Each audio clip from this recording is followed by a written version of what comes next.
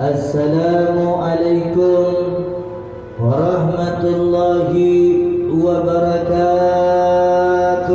Waalaikumsalam warahmatullahi wabarakatuh.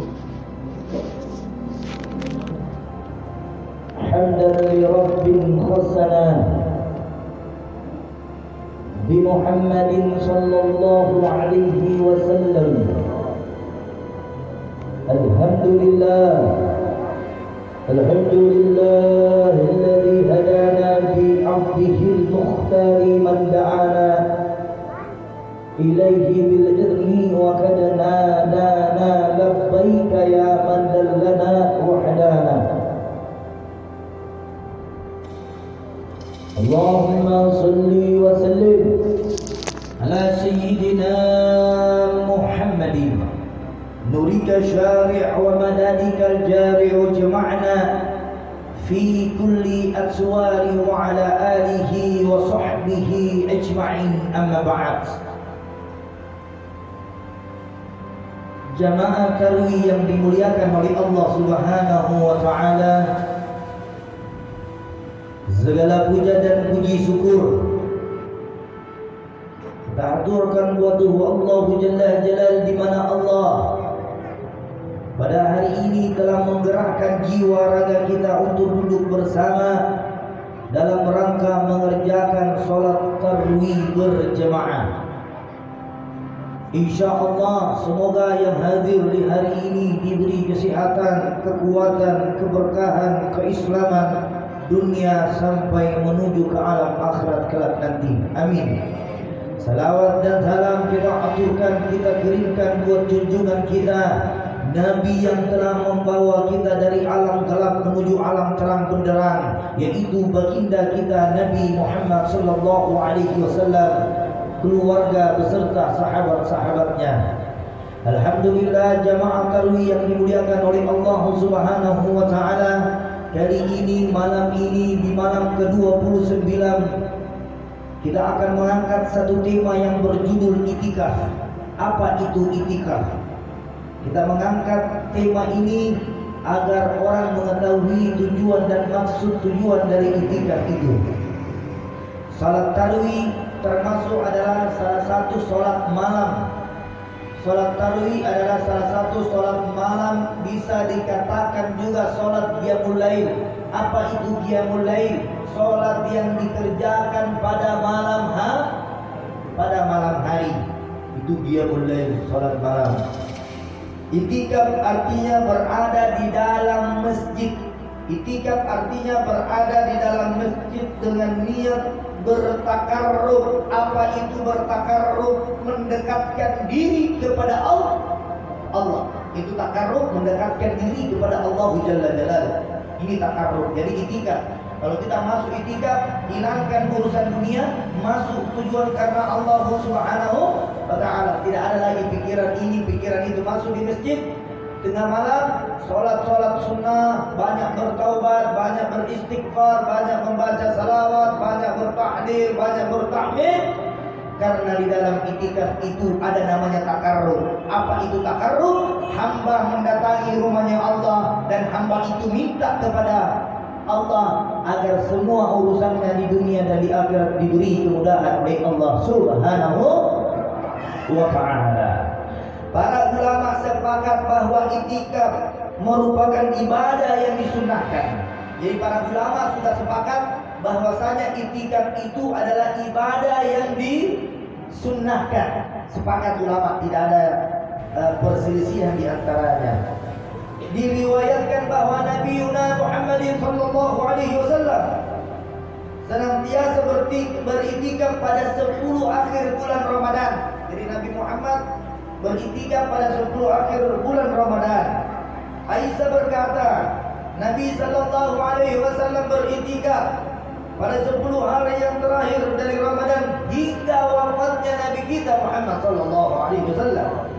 Jadi Nabi beritikaf 10 akhir Ramadan sampai di akhir hayatnya Nabi. Maksud sampai akhir hayatnya itu setiap tahun Nabi masuk masjid di 10 terakhir Ramadan, Nabi selalu beritikaf masuk di dalam masjid sampai di akhir ayatnya. Jadi berarti itikaf ini sudah ada di zaman Nabi. Kalau salat tarawih ada tidak? Ada tidak salat tarawih di zaman Nabi?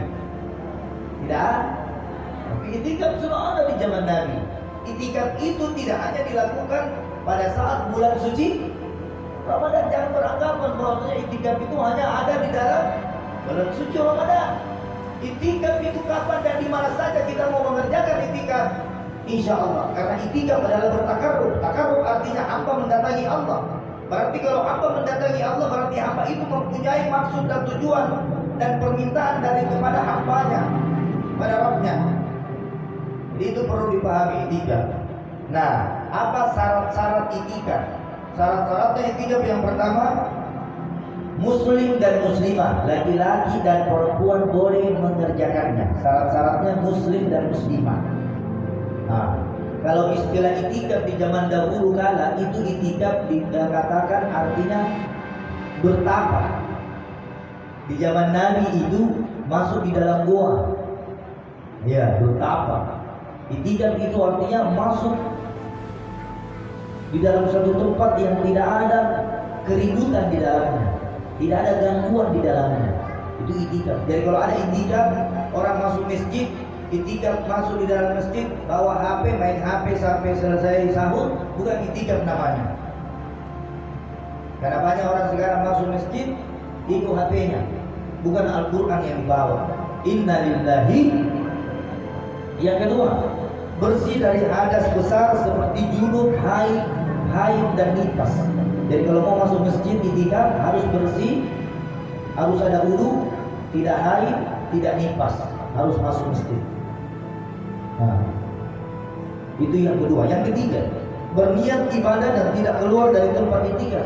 Kalau kita sudah berniat mau itikaf masuk di dalam masjid, jangan sekali-kali keluar Anda dari masjid sebelum kerjakan itu itikaf.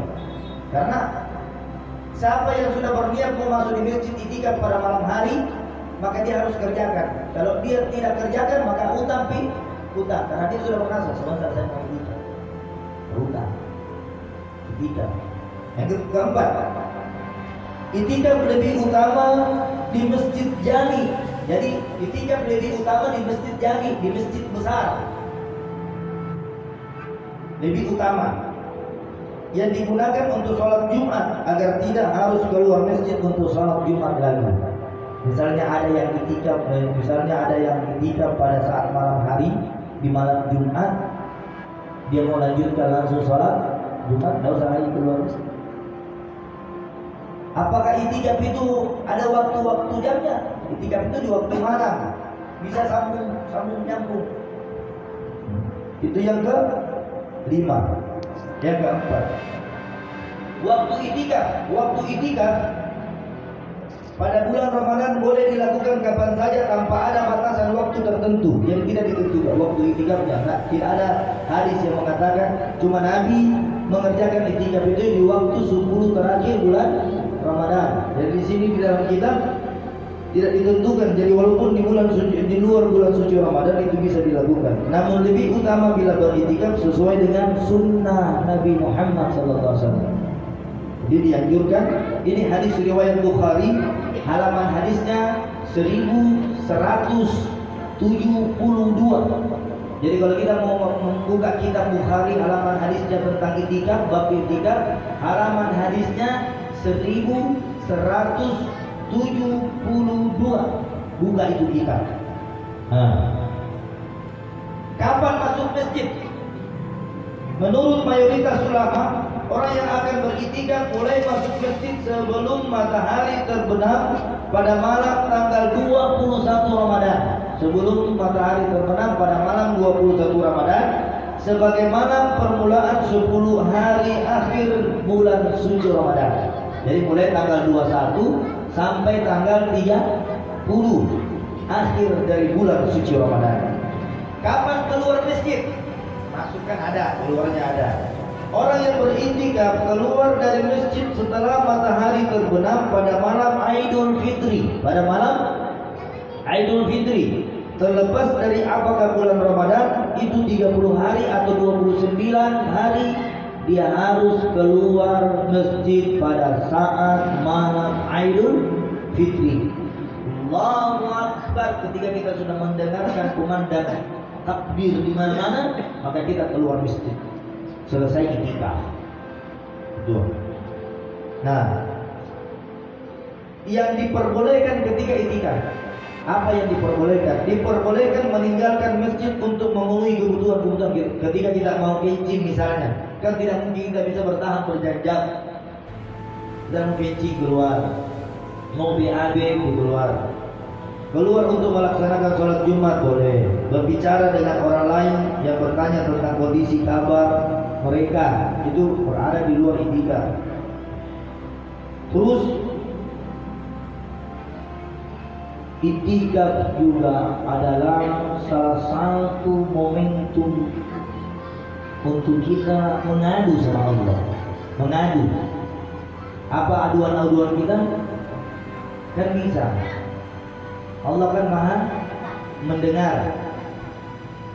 Apakah saya harus masuk masjid minta sama Allah? Allah maha mendengar, Allah maha melihat, Allah maha mengetahui, Allah maha luas, Allah maha tunggal, Allah maha Aisyah. Nah, ketika ada hamba yang baru berniat ingin beritikaf di dalam masjid, Allah sudah suruh malaikatnya dicatat. Belum ini itikaf, baru niat. Dari siapa yang mau berniat itikaf, langsung Allah berintah, wahai malaikatku, catat fulana bin fulana, karena dia tadi sudah berniat mau masuk itikaf. Nanti jam 1 berubah pikiran. Maka itikaf itu tadi gugur di hadapan Allah. Tapi niatnya sudah tapi tidak cukup dengan niat saja. Jangan mentang-mentang mau gak niat sebentar itikaf jam 1 moro. Moro. Ada juga orang biji tidur di masjid. Di masjid. Jadi itikaf itu adalah sama seperti seorang anak yang datang kepada ibunya meminta sesuatu diberikan baju baru, misalnya THR ini contoh. Ada anak, masa tetanggaku semua ada di baju barunya, saya tidak. Saya bilang, nak, belum tiada uang, nak. Karena cucu Nabi Hasan Hussein dia mendapat baju baru nanti malam takbiran. Dia tidak sangka-sangka. Siapa yang bawakan baju baru Imam Hussein dan Imam Hasan? Langsung Allah yang perintah Jibril untuk membawa baju baru Hasan Hussein. Nah, ini orang kaya.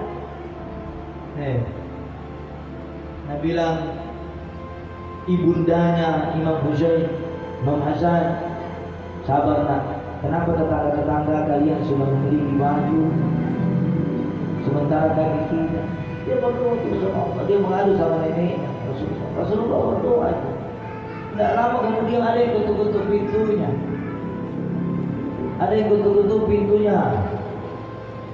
Dari ibunda tercinta dari Hasan Hussein. Siapa gerangan itu? Tidak ada satupun yang tahu siapa yang bawakan baju baru kepada Hasan dan Hussein. Di dalam sejarah dijelaskan bahwasanya yang membawakan baju Hasan Hussein pada malam takbiran itu adalah Jibril alaihi salam. Subhanallah.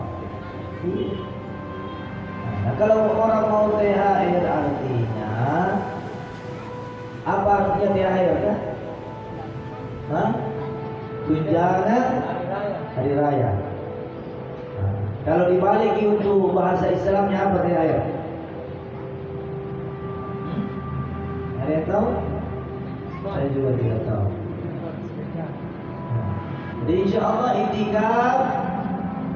Sekali lagi, kalau ada bertanya apa itu itikaf, itikaf itu adalah takarrub kepada Allah, masuk di dalam masjid besar, masjid jami, untuk mengadu, meminta, bermohon kepada Allah agar segala doa-doa hajat kita dapat dikabulkan oleh Allah Subhanahu wa ta'ala. Itulah yang Habib bisa sampaikan pada hari ini di malam 29. Tetap semangat, karena di malam ini adalah malam segala pintu langit dibuka oleh Allah Subhanahu wa taala. Malam ini malam ganjil lagi. Malam 29. Malam di 29 ini banyak, termasuk Imam Syafi'i ketika dia melaksanakan ibadah puasa mendapati malam di 29, Imam Syafi'i keluar dari rumahnya naik di atas gunung. Tidak ada satupun yang dapat melihat Imam Syafi'i. Menurut sejarah dia naik di atas gunung, tidak ada yang dia beritahu. Di atas gunung itu Imam Syafi'i berdoa kepada Allah agar dia bertemu kepada malam 1000 bulan, malam 1000 bulan, malam 1000 banyak keberkahan yang Allah berikan. Jadi insya Allah ini sudah malam 29. Siapa yang sudah punya baju baru? Ada baju baru kan semua? Siapa yang pantas pakai baju baru? Yang ada kalanya atau yang tidak ada kalanya? Tidak ada kalanya, full puasa. Yang boleh dapat baju baru, yang tidak ada kalanya, itu yang bisa lebaran. Yang ada kalanya